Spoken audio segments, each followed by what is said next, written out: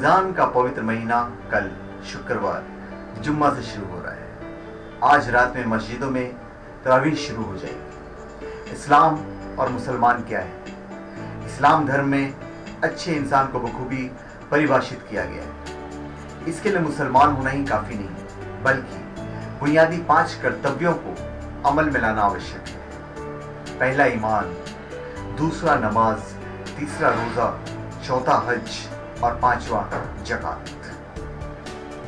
इस्लाम में बताए गए इन 5 कर्तव्य इस्लाम को मानने वाले इंसान से प्रेम, सहानुभूति, सहायता तथा हमदर्दी की प्रेरणा स्वतः पैदा कर देते हैं। रमजान में रोजे को अरबी में सोम कहते हैं, जिसका मतलब है रुकना। रोजा यानी तमाम बुराइयों से परहेज करना। रोजे में दिन भर भूखा व प्यासा ही रहा जाता है।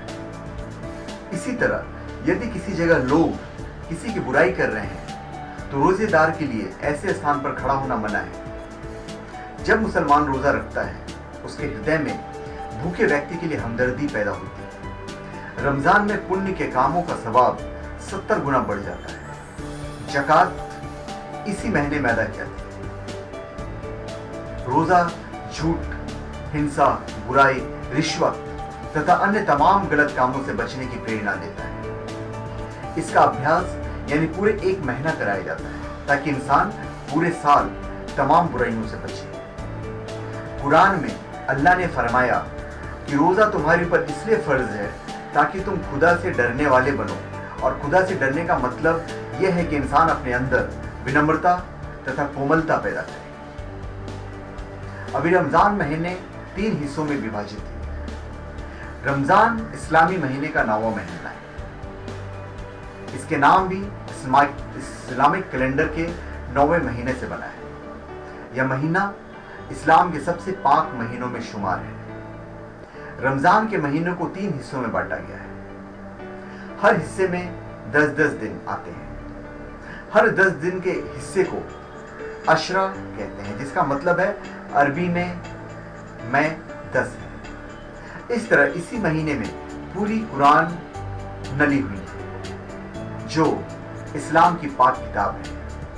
कुरान के दूसरे पारे के आयत नंबर 183 में रोजा रखना हर मुसलमान के लिए जरूरी बताया गया है।